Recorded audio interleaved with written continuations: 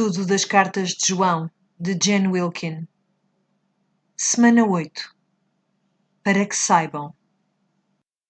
Então, na semana passada vimos João a fazer um resumo dos 3 testes propostos nestas cartas. O primeiro era o teste da justiça, o segundo era o teste do amor e o terceiro era o teste da verdade. Na semana passada falámos nos 3 testemunhos, então ele apresentou-nos 3 testes e depois 3 testemunhos, os testemunhos da água, do sangue e do espírito. Gostaram da lição da semana passada? Eu gostei muito, ainda estou a pensar nela.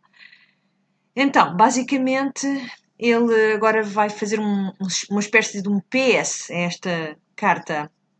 E no início, aliás, no versículo 13 do capítulo 5, ele faz uma espécie de um resumo daquilo que falou anteriormente. No estudo desta semana, eu propus-vos o seguinte: que preenchessem um quadro em que eu vos dava as referências dos versículos e depois vos pedia a razão que levou João a escrever o que escreve nesses diferentes versículos. E no capítulo 1, versículo 4, ele diz que escreve para que a alegria dos irmãos seja completa. Depois, no versículo 1 do capítulo 2, ele diz que escreve para que não pequemos. E esta semana, quando falarmos no versículo 13 do capítulo 5, ele diz que escreve para aqueles que creem no Filho de Deus e para que saibamos que temos a vida eterna. Se olharmos para estas 3 afirmações juntas, vemos que cada uma diz coisas ligeiramente diferentes, mas na verdade são a mesma coisa. Ele fala no completar da alegria quando não pecamos, porque sabemos que temos a vida eterna e quando descansamos nesta confiança de que temos o favor de Deus sobre nós, a nossa resposta é que nós não queremos pecar, queremos mesmo fugir do pecado. E é isso que faz com que a sua alegria em nós seja completa. Então, nesta carta, ele quer assegurar este grupo de crentes de tal modo que faça com que eles não queiram mais pecar. Então, quando ele entra neste PS da carta, ele vai terminar com algumas certezas muito específicas. A primeira em que ele se vai focar, ele diz que esta é a confiança em que temos nele, e citando: estas coisas vos escrevi para que saibais que tendes a vida eterna e para que creiais no nome do Filho de Deus. E no versículo 14, e esta é a confiança que temos nele, que se pedirmos alguma coisa segundo a sua vontade, ele nos ouve. E se sabemos que nos ouve em tudo o que pedimos, sabemos que alcançamos as petições que lhe fizemos. Ora bem, é provável que esta passagem vos tenha soado familiar, e é verdade, porque temos lido fielmente esta carta vez após vez, e no capítulo 13 ele já tinha falado desta questão da oração com uma linguagem muito semelhante. No versículo 21 do capítulo 3, ele diz o seguinte, 21 do capítulo 3, amados, se o nosso coração nos não condena, temos confiança para com Deus. E qualquer coisa que lhe pedirmos, dele a receberemos, porque guardamos os seus mandamentos e fazemos o que é agradável à sua vista. Então, ele já tinha introduzido esta ideia de que a pessoa que guarda os mandamentos de Jesus tem aquilo que pede. E quando ouvimos isto, pensamos, isto é maravilhoso, basta-me obedecer e Deus vai fazer exatamente o que eu lhe pedir. Mas é óbvio que sabemos que não pode ser assim tão simples. E também sabemos que não podemos ganhar o favor de Deus, por isso inferimos que tem que haver algo mais do que aquilo que parece numa primeira leitura. No livro de estudos desta semana, eu pedi-vos para olharem para o Evangelho segundo João. E o Evangelho segundo João, eu dava-vos a referência do capítulo 15. Versículo 7, ele dá-nos uma espécie de uma perspectiva daquilo que pode querer dizer este versículo. Vamos olhar para o versículo 7, então, do capítulo 15. Ele diz o seguinte: se continuarem unidos a mim e não esquecerem as minhas palavras, hão de receber tudo quanto pedirem. E há outras passagens no Evangelho de João em que ele diz mais ou menos isto: se pedirem, Jesus diz isto, se pedirem alguma coisa em meu nome, isto será feito. E quando ouvimos isto, a partir da nossa mentalidade, daquilo que de facto gostaríamos de ouvir, convencemos-nos de que se dissermos o nome de Jesus, depois de orarmos, ou se dissermos as palavras certas nessa oração, se eu agradar a Deus deste modo, Ele vai fazer aquilo que eu quero.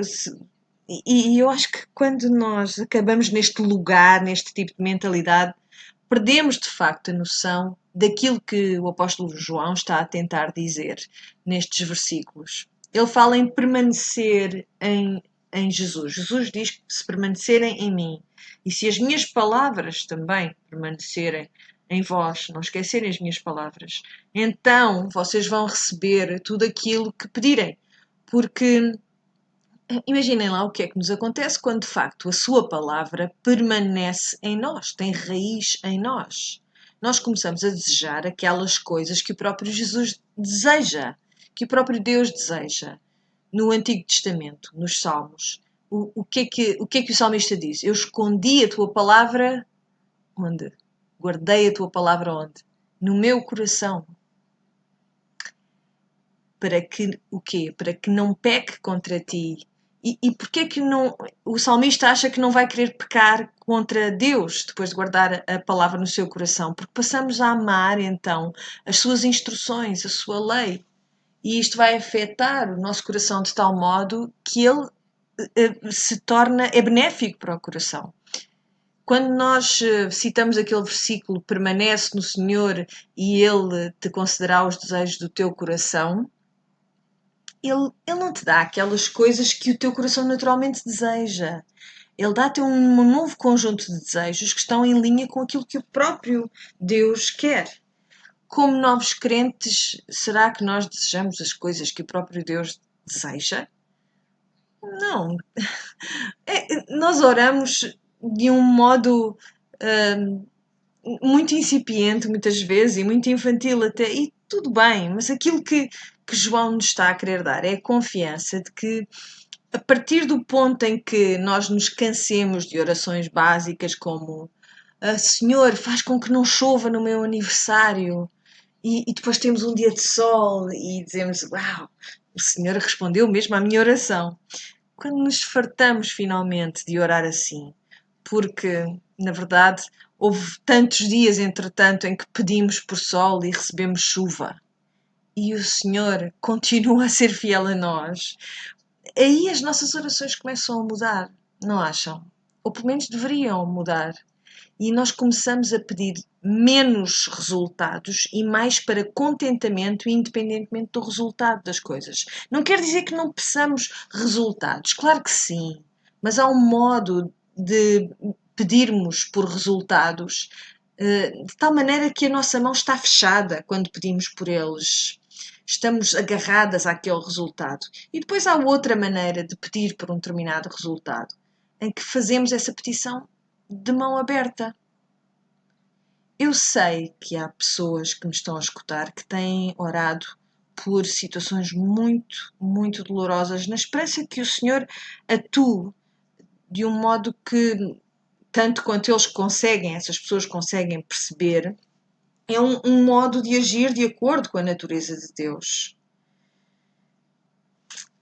E eu não quero que pensem por um segundo que eu vos estou a dizer que esse tipo de oração, para que essas circunstâncias mudem, é uma oração que está fora da vontade de Deus e que deviam ter vergonha por orar assim. Não. Nós oramos tanto quanto conseguimos entender das circunstâncias e pedimos ao Senhor, dizendo simplesmente: Senhor, eu não estou sentada no teu trono.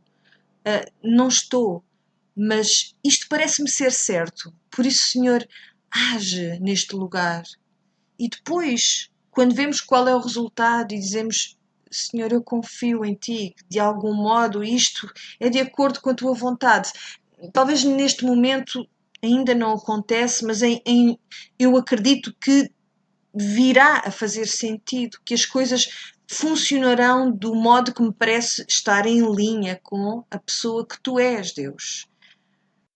Não é fácil. Quando alguém está doente, quando alguém morre, quando acontece uma tragédia na nossa vida, nós nunca devemos dizer estas coisas com ligeireza. Nunca devemos, principalmente, nunca devemos abeirar-nos de alguém que está em sofrimento, a partir desta posição de alguém que não está a passar pelo mesmo sofrimento. E dizer a essa pessoa, o Senhor com certeza vai resolver tudo. O Senhor tratará de tudo isto. Não te atrevas a dizer este tipo de coisa a alguém que está neste lugar de sofrimento. Nós temos que compadecer-nos com essa pessoa. Temos de chorar com essa pessoa, de sentir a dor dessa pessoa. Temos que deixar que ela sinta essa dor. A única coisa que nós podemos fazer é dizer: posso orar por ti? E se ela pedir: podes orar para que o meu marido seja curado? Só tens que dizer sim. Eu faço isso, eu oro para que o teu marido seja curado. E oramos assim por um resultado, é verdade, mas de mão aberta. Há uma grande diferença entre orar por um resultado de mão fechada e de mão aberta. Quando oramos com a mão fechada à volta de um resultado, é como se estivéssemos à espera que o Senhor prove que de facto é quem Ele diz que é. Eu lembro-me quando o meu filho estava a aprender a orar. Enquanto pequenino, era uma criança, e ainda não entendia muito bem aquilo que nós estávamos a dizer. Mas ele aprendeu a oração do Pai Nosso, aprendeu-a na igreja e aprendeu-a também no grupo, a orar. E quando começou a recitá-la, e nós ensinávamos, dizendo nós um versículo, e eles depois repetiam o versículo a seguir a nós. E como de facto há palavras que não são tão perceptíveis para as crianças, eu lembro-me que ele começou a orar a oração do Pai Nosso, dizendo: santificado seja o meu nome, seja feita a minha vontade, assim na terra como no céu. Porque meu é o reino, o poder e a glória para todo sempre. Amém. E eu pensei para mim, nunca ninguém orou tão honestamente como esta criança. E aqui a questão é que tantas vezes, apesar de estarmos a dizer aquilo que é certo, na verdade a nossa mente está aí nesse tipo de oração, como o meu filho orou, sem se aperceber. Faça-se a minha vontade, venha a nós o meu reino. É difícil deixarmos de orar de acordo com aquilo que nós queremos e passarmos a orar de acordo com aquilo que Deus quer. Eu quero dizer-vos que muitas vezes nós estamos convencidas que estamos a fazer esse esforço para orar de acordo com a vontade de Deus e, na verdade, não estamos a fazer. Eu acredito que, apesar de tudo, o Senhor reconhecendo a nossa falha, honra as nossas orações, mesmo que elas não estejam a refletir perfeitamente a vontade de Deus. Eu acho mesmo que é isto que acontece. É isso que eu vejo. Ele honra essas tentativas de orarmos de acordo com a vontade de Deus. Eu creio também que as nossas orações seriam diferentes se as escrevêssemos, se passássemos a ter um registro das nossas orações. Porque acreditem que há muitas das minhas orações não mereciam ser escritas e eu ficaria muito envergonhada se as lesse a alguém. Porque eu tenho que reconhecer que muitas das minhas orações são acerca de mim. Senhor, eu quero que isto aconteça, estou frustrada com isto. Senhor, ajuda-me a fazer com que esta pessoa seja mudada.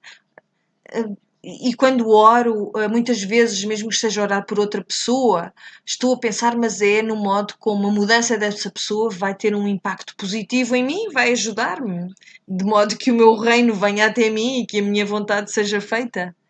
E nós não nos apercebemos quão subtilmente o eu, meu, se imiscui nas nossas orações. E as nossas orações passam a ser acerca daquilo que precisamos. E eu acho que há um sinal que é muito evidente de que nós estamos a orar de um modo que deixa até o Senhor frustrado. Quando as nossas orações são só petições.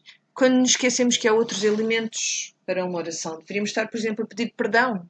Sabem como é que nós podemos orar sempre de acordo com a vontade de Deus? Façam uma oração que seja toda um pedido de perdão. Outro modo, louvem o Senhor pelos atributos que vemos que o Senhor tem nas Escrituras. Nunca podemos errar com esta oração. Nunca. É impossível errar com uma oração que seja toda ela de louvor. Outro modo, dando a ação de graças. Nunca podemos orar fora da vontade de Deus se estamos a dar-lhe graças. Muitas das nossas orações não são caracterizadas por estas três coisas, mas por uma outra coisa. A da petição, da petição, da petição, da petição. Sabem como é que isto se traduz na nossa realidade todos os dias, na nossa casa? Mamã, mamã, mamã, mamã, mamã, mamã, mamã, mamã, mamã, mamã. E por favor, eu acho que a próxima palavra que vai sair da tua boca não vai ser propriamente obrigada por tomares conta de mim, eu só quero louvar a tua compostura no dia de hoje, eu quero confessar-te que eu acabei de deitar um rolo inteiro de papel higiênico pela sanita abaixo. E depois atirei uma caixa inteira de lápis de cera e puxei o autocolismo. Tenho a certeza que a seguir a mamã não vem isto. Porquê é que acham então que o nosso Pai do Céu se agrada com uma oração que seja só papá, papá, papá, papá, pai, pai, pai, papá, papá, papá, pai, pai, pai, pai? Será que vamos ter com ele com outras características na nossa oração? Características que de facto tornem a nossa oração uma oração que agrada a Deus e reflete a sua vontade? Será que não sabemos que se tivermos essas outras três disciplinas na nossa oração, com honestidade e com sinceridade, que essa quarta coisa, essa petição, iria mudar?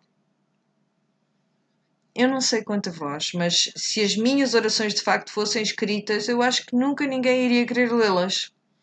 Daqui a 150 anos, muito menos, ou daqui a 300 anos. Eu acho que as minhas orações, o melhor mesmo era nunca serem escritas.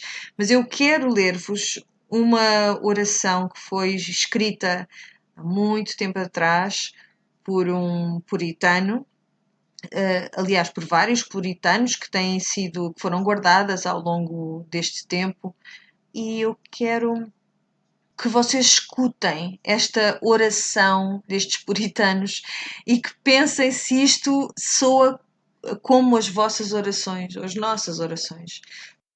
O livro chama-se The Valley of Vision e, para quem percebe inglês, se puserem exatamente essas palavras, The Valley of Vision, no Google vão encontrar estas orações na íntegra. Eu vou tentar então traduzi-las. Senhor, alto e santo, manso e humilde, tu me trouxeste para o vale da visão, onde eu vivo nas profundezas, mas vejo-te nas alturas.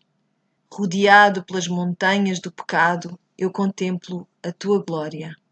Deixa-me aprender pelo paradoxo, que o caminho para baixo é o caminho para cima, que quando estou em baixo é quando estou em cima, que o coração partido é o coração curado, que o espírito contrito é o espírito que se regozija, que a alma que se arrepende é a alma vitoriosa, que não ter nada é possuir tudo, que carregar a cruz é usar a coroa, que dar é receber e que o vale é um lugar de visão. Senhor, durante o dia as estrelas podem ser vistas a partir dos lugares mais profundos, dos poços mais profundos. E quanto mais profundo o poço, mais brilhantes estão as estrelas. Deixa-me encontrar a tua luz na minha escuridão, a tua vida na minha morte, a tua alegria na minha tristeza, a tua graça no meu pecado, as tuas riquezas na minha pobreza, a tua glória no meu vale. Uau, isto não se parece nada com as minhas orações. Eu gostava muito que se parecesse. Eu gostava que as minhas orações soassem mais com isto, porque isto é uma oração que o Senhor vai responder. É uma oração que é feita de acordo com a sua vontade. E no texto que estamos a estudar, diz que se pedirmos de acordo com a sua vontade, o Senhor escuta-nos. E não pensem neste escuta como, sim, sim, estou a ouvir ali uns sons que vêm dali. Não, quando o Senhor nos escuta mesmo, quer dizer que Ele ouve e age. A súplica, o grito da igreja ao longo dos séculos tem sido o quê? Senhor, escuta a nossa oração. E esta expectativa neste verbo, escuta a nossa oração, escuta os nossos gritos neste vale. Qual é a coisa pela qual nós podemos sempre pedir? Sabedoria, paciência, fé, contentamento, alegria, unidade no corpo dos crentes, justiça para os oprimidos, paz entre os povos, perdão para nós e para os outros e, de facto, qualquer coisa que nos conforme com a imagem de Deus e qualquer coisa que edifique a igreja.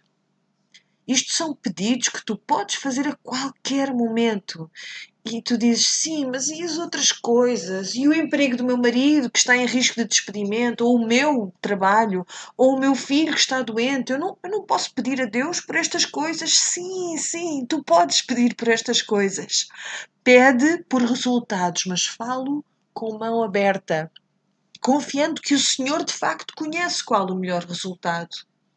Quando estamos a falar de oração, eu gosto sempre de fazer esta pergunta. Quanto conhecimento temos nós? Vamos imaginar, aqui, por exemplo, vamos imaginar que dentro aqui da palma da minha mão está todo o conhecimento que existe. E este simboliza o conhecimento que Deus tem. E se eu vos pedisse para me dizerem quão grande é o vosso conhecimento, que parte da minha mão é que ocuparia o teu conhecimento? Será que terias até a ousadia de vir aqui dizer, localizar, quantificar o teu conhecimento em relação ao conhecimento de Deus? Nós não sabemos nada e às vezes estamos convencidas que sabemos tanto. Será que tu pensas que dentro de todo o conhecimento que Deus tem, há alguma parte que lhe escape? Será que o Senhor não conhece todas as características do teu sofrimento e da tua situação? E será que tu conheces todas as características do teu sofrimento e da tua situação? Neste lado da eternidade, não creio que tu possas conhecer. Por isso, nós erramos quando pedimos por resultados de mão fechada. As tuas petições são válidas. Ele pede que tu lhe peças coisas. Vamos voltar à primeira carta de João, ao capítulo 5, no versículo 15, em que diz: E se sabemos que nos ouve em tudo o que pedimos, sabemos que alcançamos as petições que lhe fizemos. Então há aqui uma certeza que João pede que tu tenhas. Ele está a dizer-te que a tua oração deve ser que o Senhor tenha escrito a sua palavra no teu coração de tal modo que ela permaneça em nós e de forma que, quando tu formulas as tuas petições, essas petições de facto refletem a vontade de Deus. E aí o Senhor diz-te sim. Que honra! Ser incluída no trabalho do Senhor deste modo, porque é-nos ordenado que oremos, certo? O Senhor ordena-nos que oremos e a sua alegria é trabalhar em nós através destas orações. Por isso é bom que nós oremos. Nas semanas que passaram nós falámos nos mandamentos do Senhor, que eles não são penosos para nós, não são um fardo demasiado difícil. Alguém que me está a ouvir tem dificuldade em orar? Eu acho, sinceramente, que a nossa tendência natural é não orar. Até pode ser que tu tenhas um diálogo interno muito robusto, com muita saúde, mas a nossa tendência é ter esse diálogo connosco mesmas e não com o Senhor.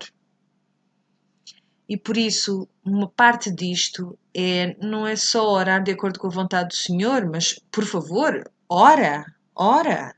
Será que fazemos com que isto seja uma disciplina para nós? Vocês sabem que a oração é uma disciplina. E disciplina é aquela palavra, é uma versão mais longa da palavra discípulo. E é isso que nós somos chamadas a ser. Pessoas de disciplinas, em que nos disciplinamos a nós mesmas em determinadas áreas, por exemplo, também. E eu acho que, se calhar para muitas de vós, a leitura da Bíblia era algo que julgavam ser simples, que nem sequer requeria grande disciplina. Eu agarro na Bíblia e leio e peço ao Espírito Santo que partilhe a verdade comigo. E agora nós sabemos, como parte deste estudo, que de facto é uma disciplina. Há maneiras melhores de lidarmos com a palavra de Deus do que outras. Por isso, se calhar, a uma determinada altura, pensámos que era fácil sermos discípulas. E agora percebemos, ok, não é penoso, mas é difícil. E a mesma coisa com a oração. Se calhar houve um tempo em que achaste que a oração era algo que tu improvisavas, quando te apetecia, era quando te dava vontade, usavas a linguagem que querias, fazias o pedido que querias. E agora estamos a começar a entender que a oração também é uma disciplina. Não é penosa, mas é difícil. É difícil porque requer de nós, assim como a leitura das Escrituras, que tiremos o foco de nós mesmas e nos foquemos no Senhor. Venha a nós o teu reino, seja feita a tua vontade. Por isso, depois de João concluir esta secção do texto sobre como podemos ter confiança na nossa oração, e confiança porquê? Porque o próprio Cristo intercede por nós quando nós oramos, e já vamos voltar a essa ideia daqui a pouco. Mas ele depois avança e diz, eu vou qualificar isto. E no 16 ele diz, se alguém vir o seu irmão cometer pecado que não é para a morte, orará. E Deus dará a vida àqueles que não pecarem para a morte. Então, antes de avançarmos mais nesta passagem extremamente difícil, vamos notar que a primeira coisa que ele tem a dizer sobre como devemos orar não é bem o que eu disse. Deus dá-me paz, Deus dá-me sabedoria. O que é que ele disse? O seu primeiro pensamento sobre como devemos agir nas nossas orações que estão de acordo com a vontade de Deus é orar por quem? Pelos nossos irmãos. A oração é acerca de orarmos por outras pessoas. E se calhar é por isso que é tão difícil para nós esta tarefa. Temos tanta coisa para pedir a Deus que nos esquecemos disto. Que uma maneira de mostrarmos o amor fraterno é orando pelos outros. Quando estamos numa crise, eu tenho a certeza que têm experiências destas. Nós apoiamos tanto nos outros para orarem por nós, porque muitas vezes não temos as forças para orarmos por nós mesmos. E as Escrituras dizem que nesses tempos em que sentimos que não estamos capazes de orar ou articular as coisas que achamos que devemos articular, diz que o próprio Espírito Santo intercede por nós com gemidos, como se houvesse um editor santo em nós que sabe como devemos orar e por isso ora por nós na nossa vez. A água, o sangue e o Espírito testificam, o testemunho interno do Espírito Santo. Que coisa maravilhosa que isto é. Por isso ele diz, se alguém vir o seu irmão cometer pecado que não é para a morte, este que não é para a morte, esta frase faz-nos parar e pensar, quê? O que é que isto quer dizer? O sentido da frase é este. Um pecado que não leva à morte é que não está a dirigir-se para a morte, não está a mover-se na direção da morte. Não quer dizer que ele está a fazer, que esta pessoa está a fazer alguma coisa que é eminentemente perigosa para a sua saúde, mas algo que em última análise pode terminar em morte. Pode querer dizer a morte física ou a morte espiritual, não temos a certeza. Não temos a certeza.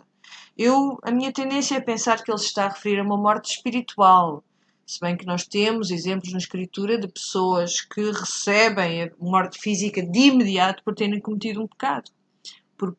Porque o Senhor está tão insatisfeito com eles. Basta pensarmos em Ananias e Safira, por exemplo. Ou aquele no Antigo Testamento que tocou na arca e que morreu imediatamente, e nós pensamos, ele só estava a tentar segurar a arca. Não, mas ele sabia muito bem que não era suposto ter esse tipo de interação com aquela mobília tão sagrada. E quando lemos essas passagens pensamos, uau, minha nossa... E depois começamos a obcecar-nos sobre se estamos ou não estamos nós também a cometer este tipo de pecado, este pecado que leva à morte.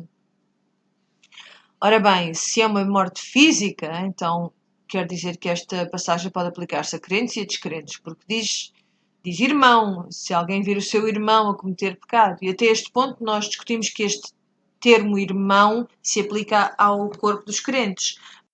Também já fomos alertados para a possibilidade de haver gente dentro do corpo dos crentes que não é, na verdade, crente. É um falso crente.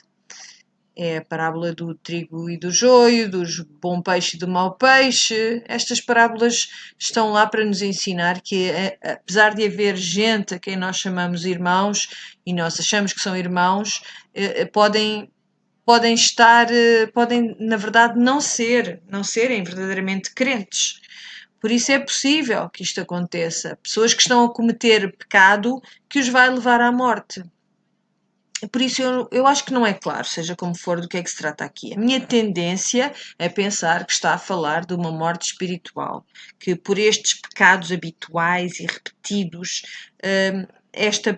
que não experimentam arrependimento ou não trazem arrependimento, a pessoa está no caminho para a morte. João diz que quem ama o Senhor não pode continuar a pecar. Por isso, vamos ver o que é que diz mais aqui. Atenção a este verbo que ele utiliza. Se alguém vir o seu irmão cometer pecado. Portanto, isto não deve ser um pecado subtil. É um pecado que é evidente para aqueles que estão à volta desta pessoa. Algo que pode ser facilmente visto. Algo que pudesse ser flagrante, óbvio. Se alguém vir o seu irmão cometer pecado, não é para a morte, orará, e Deus dará a vida àqueles que não pecarem para a morte. Então, basicamente, se temos um irmão que está a batalhar contra um pecado, está constantemente a ser atacado por esta coisa, algo em que eles estão constantemente a falhar na sua necessidade de recusar, que estão sempre a cair na tentação, o que é que nós devemos fazer? Orar ao Senhor para que lhes dê vida, para que lhes dê liberdade deste pecado. E é isso que devemos fazer. Somos fiéis a eles e fiéis ao Senhor nesse ato.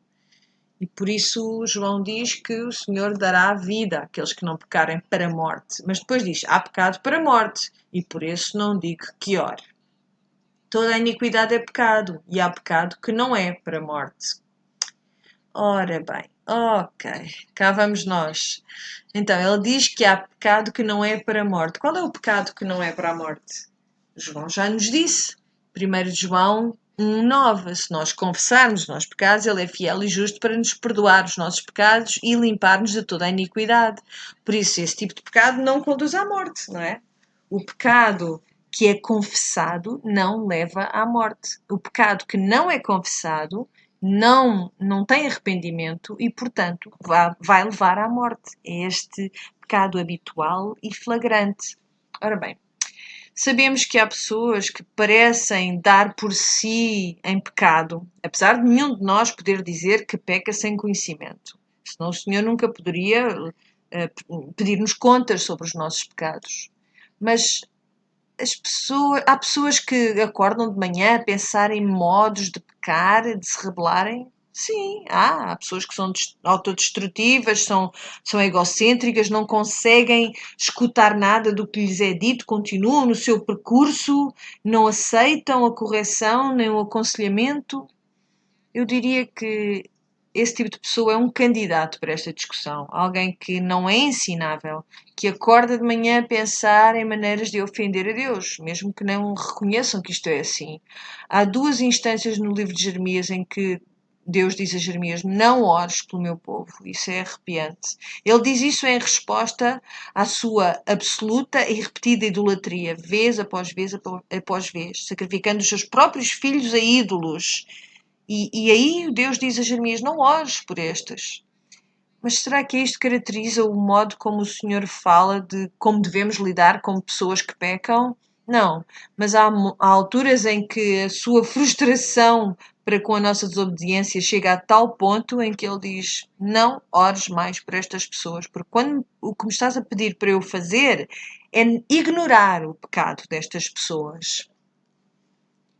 Nunca devemos pedir ao Senhor. Eu tenho sido tentada a fazer isto. Atenção, dizer ao Senhor: eu sei que esta pessoa está a agir de um modo absolutamente inacreditável, mas dá-lhe graça. Mas sabes o que é que eu estou, na verdade, a dizer a Deus? Deixa-o escapar, porque eu gosto tanto deles. Este é o tipo de oração que nós que somos chamados a não orar. Não devemos pedir ao Senhor para ignorar o pecado. Isso é muito difícil, porque eu gostava que o meu pecado fosse ignorado. Eu acho que isto revela também o nosso próprio entendimento do Evangelho. Nós achamos que o nosso pecado foi ignorado e achamos que isto aqui é graça. Mas será que o nosso pecado foi ignorado pelo Senhor? Será que os nossos pecados não foram já todos, não foram todos, não receberam o seu castigo através de Jesus? Por isso nós podemos orar: Senhor, deixa que haja misericórdia, que esta pessoa venha ao arrependimento, mas não podemos pedir a Deus que ignore o pecado das pessoas. Por isso ele diz: há pecado que leva à morte, que é para a morte. Eu não digo que orem por isso. Toda a iniquidade é pecado e há pecado que não é para a morte. Eu penso na história de Pedro, em como Pedro deu cabo do testemunho dele repetidamente. Ora bem, se o pecado para a morte fosse negar a Cristo, então Pedro deveria ir para o inferno, não é? Certo? Nunca poderia ter recebido salvação, porque ele negou a Jesus. Primeiro que tudo, Jesus disse-lhe que ele ia negá-lo, pois ele fez-lo não uma vez, mas 3 vezes. O que é que Jesus fez? Ele restaurou a Pedro. Pedro encontra arrependimento. Eu acho que isso é... Escutem bem o que Jesus disse quando ele avisa Pedro daquilo que vai acontecer. Está em Lucas 22, 31. Diz assim: Simão, Simão, disse ainda o Senhor, olha que Satanás pediu para vos experimentar a todos, como quem passa o trigo por um crivo.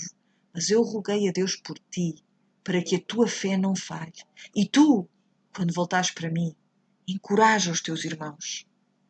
O Senhor Jesus orou em antecipação para o pecado que Pedro ia cometer, negando o próprio Deus. Porquê é que eu estou a falar disto? Porque eu acho que nós podemos olhar para esta passagem e, em vez de pensar em alguém que talvez conheçamos, que esteja numa situação que podemos estar conscientes, pensamos logo: será que isto sou eu? Será que eu vou passar este limite e o Senhor vai rejeitar-me? O que é que nos diz, o que é que nos ensina a história de Pedro? Não. As pessoas que ultrapassam esta linha não estão nada preocupadas com o facto de a terem passado. Não gastam sequer um segundo a pensar neste assunto. Por isso eu acho que quando olhamos para esta passagem, olhamos, em vez de nos fixar na ideia de que devemos orar pelos nossos irmãos, fixamos-nos nesta ideia de se vamos ou não vamos passar esta linha invisível e ir para o inferno. Eu acho que nisso nós somos um bocadinho como todos os outros e como Eva no jardim, a quem foi dito: tens todas estas coisas boas e há aqui uma coisa que eu não quero que tu faças. O que é que ela faz? Ela fixou-se na coisa que não podia fazer. Isto é saudável? Não. Para nenhum de nós, não é? Teve consequências para todos. Por isso não te fixes em algo que é secundário nesta passagem. A coisa principal é que quando o teu irmão peca, intercede por esse irmão, porque o Senhor quer restaurar. Haverá momentos em que oramos por alguém, essa pessoa não é restaurada e corre mesmo muito mal? Sim. E eu acho que aquilo que ele está a dizer aqui é: sabes que mais? Eu absolvo-te desta responsabilidade. Por isso é uma passagem difícil, é assim, mas eu acho que não precisamos nos preocupar com a possibilidade do Senhor acabar connosco por termos cometido um pecado. Eu acho que ele que o facto de ele ainda não identificar este tal pecado que é para a morte é excelente e é intencional. Eu também não quero que tu vivas cheia de medo do Senhor, com terror do Senhor. Eu quero que tenhas temor a Deus, mas não que estejas cheia de terror. Por isso, como pessoas que o amam e que querem fazer a sua vontade, nós não queremos errar, preocupamos-nos com isto e queremos fazer aquilo que agrada a Deus por amor e por gratidão. E depois, João vai avançar para esta porção que encerra esta carta. Ele vai falar-nos de 3 coisas que sabemos. E quando estudamos esta parte no livro de estudos, eu estou curiosa em saber se as vossas orelhas ficaram arrebitadas. se encontraram a correlação com outras 3 coisas que já falámos. Então, no versículo 18, ele começa dizendo: sabemos que todo aquele que é nascido de Deus não vive pecando. Notaram como isto tem um fluir tão natural depois daquilo que ele esteve a falar sobre este pecado que não tem perdão? Ele quer assegurar-nos de que aquele que é nascido de Deus não vive pecando, não continua a pecar. Mas o que de Deus é gerado conserva-se a si mesmo e o maligno não lhe toca. Se tu és como eu, tu leste esta parte da Escritura e pensaste, mas olha que a mim parece-me que o diabo já me tocou mesmo. A tradução literal desta frase é: o maligno não tem posse sobre ele. E eu acho que aquilo que vemos aqui é mais uma vez esta imagem da perseverança dos santos. Ninguém nos pode arrebatar das mãos de Deus. O Senhor agarrou-te firmemente e não te vai largar.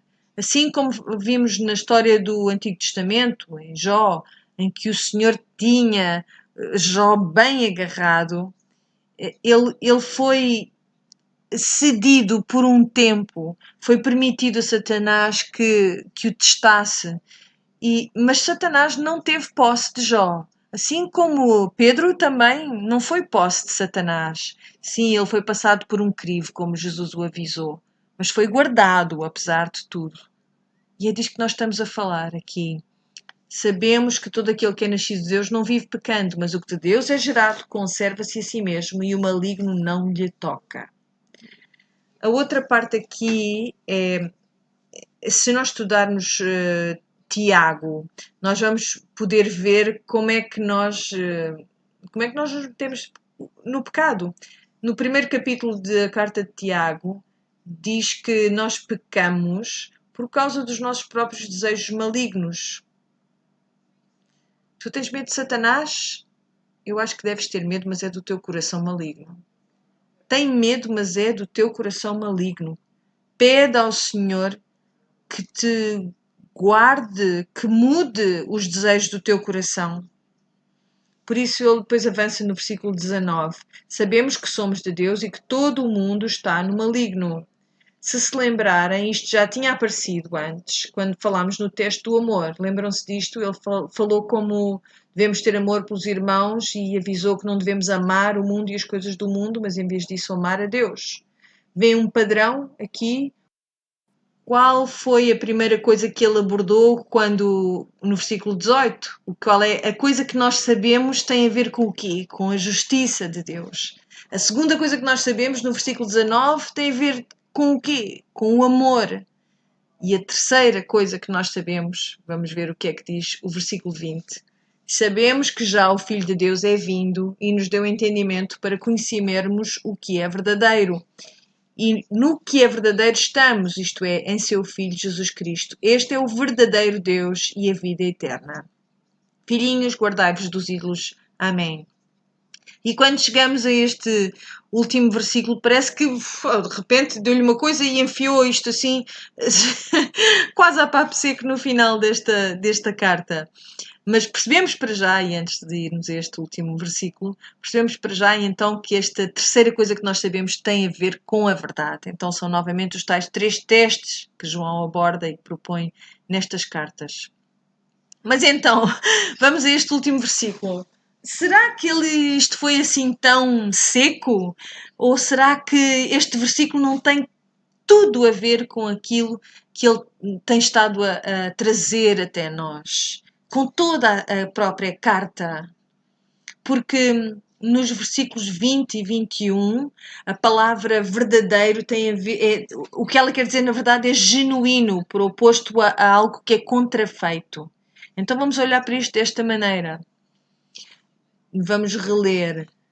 Sabemos que já o Filho de Deus é vindo e nos deu entendimento para conhecermos o que é verdadeiro, genuíno. E no que é genuíno estamos, isto é, em seu Filho Jesus Cristo. Este é o genuíno Deus e a vida eterna. Filhinhos, guardai-vos do contrafeito. Guardai-vos dos ídolos. O que é que ele nos está a dizer? Não escutem os gnósticos. Porquê? Porque eles estão a manufaturar um ídolo para ti.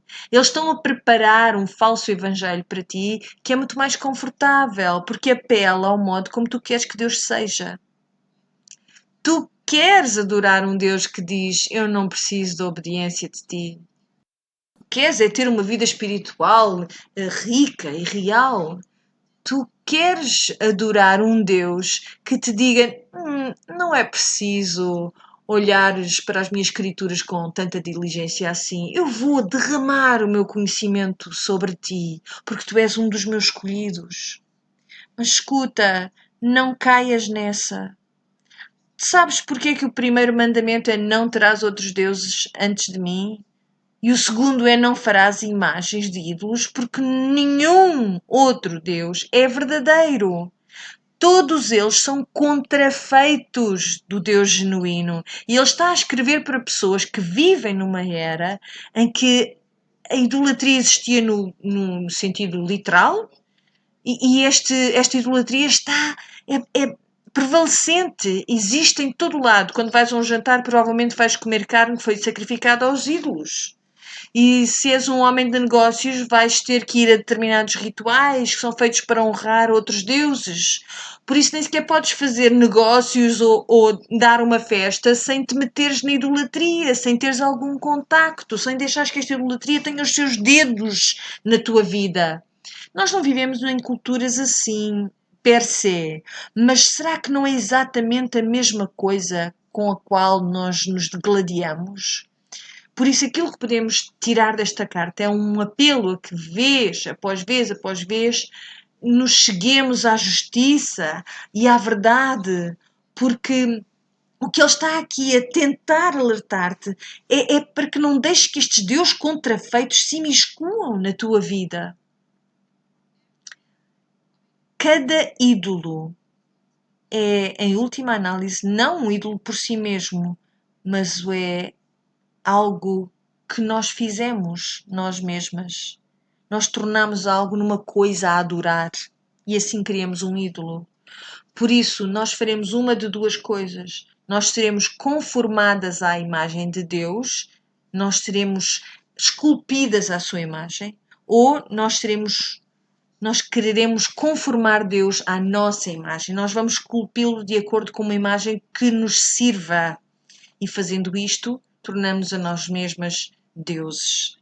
E vamos escolher as coisas que nos agradam em relação a Deus. Vamos dizer que é um Deus amoroso, que é um Deus misericordioso e, portanto, não é um Deus de ira. Vamos fazer Deus à nossa imagem, vamos diminuí-lo, vamos fazer com que ele seja gerível. E depois vamos orar a este Deus de um tal modo que é como se estivéssemos a dizer: os meus resultados, a minha vontade seja feita. É isto que é idolatria. E por isso aquilo que João nos está a dizer no seu último pensamento antes de se despedir é que nós podemos ter esta segurança pela justiça de Deus e também uma confiança pelo amor que Deus tem. Podemos ter segurança através da verdade, daquilo que é genuíno. E estas coisas vão guardar-te dos ídolos porque vão manter o teu foco no Deus que é verdadeiro. Porque é que tu haverias de adorar qualquer coisa que seja menos do que isto? Por isso, esta semana, conforme nós fechamos este estudo de hoje, como é que tu tens sido tentada a fazer Deus à tua imagem, em vez de seres tu conformada à imagem de Deus? Especificamente, como é que as tuas orações têm revelado esta tendência no teu coração? Será que transformaste Deus numa máquina de multibanco? Será que transformaste Deus num gênio, numa garrafa? Quem é Deus? Como é que tu o modelaste? De acordo com a tua própria vontade? E como é que este teste pode ser aplicado a ti de tal modo que tu digas: Senhor, eu não persigo a justiça, eu acho que os teus mandamentos são penosos. Senhor, eu não amo os meus irmãos como eu deveria. Eu esqueço-me de orar por outras. Estou tão consumida pelos meus próprios assuntos que não olho para ti e para os outros. Senhor, eu não conheço a verdade como deveria conhecer. assegura o meu coração perante Ti, Senhor. E a primeira coisa que eu quero pedir é que eu obedeça esse primeiro mandamento, que eu não tivesse nenhum Deus antes de Ti. E, Senhor, guarda-me dos ídolos, guarda-me do ídolo que sou eu mesma. Porque, adivinha, a resposta a esta oração é sim e amém. Vamos orar. Pai do céu, nós confessamos a Ti, Senhor, que nós temos permitido falsas concessões e temos adorado estas concessões. Temos dito a nós mesmas que temos criado o ídolo da família, mas na verdade temos criado o ídolo de nós mesmas enquanto a titereira destes fantoches que são a nossa linda família.